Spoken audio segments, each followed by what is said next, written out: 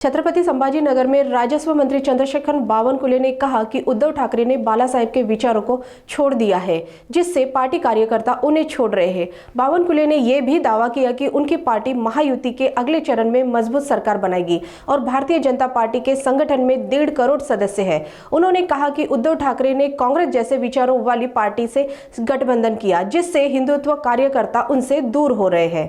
या ठिकाणी आज मोठ्या प्रमाणावर संभाजीनगरमध्ये पक्षप्रवेश झाले आहे। खरं तर महायुतीच्या त्या काळामध्ये आम्हाला मजबूत महायुती, मजबूत सरकार आणि पुढच्या येणाऱ्या स्थानिक स्वराज्य संस्थांमध्ये सुद्धा आमची महायुती ही चांगल्या पद्धतीने काम करेल आणि महाराष्ट्रामध्ये महाविजय आम्हाला मिळेल। आमच्या संघटन पर्वामध्ये 1.5 कोटी आम्ही सदस्य संख्या असलेली भारतीय जनता पार्टी या ठिकाणी होण्याकरता घरोघरी जातो आहे, घर चलो अभियान करतो आहे।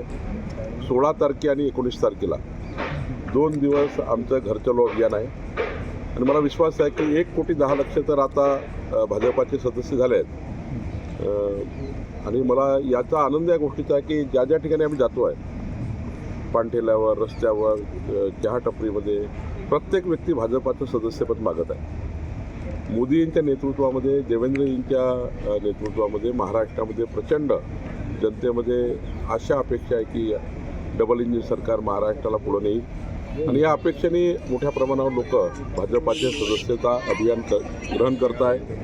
पुढच्या काळामध्ये प्रत्येक बूथवर 3 सक्रिय सदस्य ॲक्टिव्ह मेंबरशिप आम्ही करतो आहे। राज्यात 3 लाख ॲक्टिव्ह मेंबर होतील असा आमचा माननीय रवी चव्हाण यांनी मी प्रयत्न करतो आहे। पण यामुळे ठाकरेगड रिकामा व्हायला लागला ना। खरं तर माननीय उद्धवजींनी हिंदू हृदय सम्राट बाळासाहेब ठाकरेजींच्या हिंदुत्वाचा विचार हा सोडून दिल्यामुळं आणि काँग्रेससारख्या अविचारी पक्षाची युती केल्यामुळं ओके माननीय उद्धवजींना अनेक कार्यकर्ते सोडून चालले आहेत। खरं तर उद्धवजींनी आपल्या मूळ भूमिकेशी कॉम्प्रोमाइज करायला नको होती, ती झाली आहे आणि म्हणून खालचा कार्यकर्ता हा हिंदुत्ववादी कार्यकर्ता आहे, तो हिंदुत्ववादी विचाराचा आहे, हिंदू हृदय सम्राट बाळासाहेब ठाकरे यांच्या विचाराचा आहे आणि त्यामुळे तो कार्यकर्ता आता उद्धवजीसोबत राहायला तयार। रावसाहेब दानवे म्हणाले की ठाकरे गट आता व्हेंटिलेटरवर आहे फक्त। नाही ठीक आहे, पण उद्धवजी सोबत आता सध्या, कारण जेव्हा उद्धवजी मुख्यमंत्री होते त्या काळातही काही फार पक्ष सांभाळण्याचं काही फार काम झालं नाही आणि अविचारी काँग्रेससोबत त्यांनी युती केली। ही सगळी मंडळी जी आज परत आली ही विधानसभा निवडणुकीच्या तोंडावर परत गेलेली आहे। त्यावेळेस त्यांना निवडणुका लढायच्या होत्या, लढून झाल्या, आता परत आले।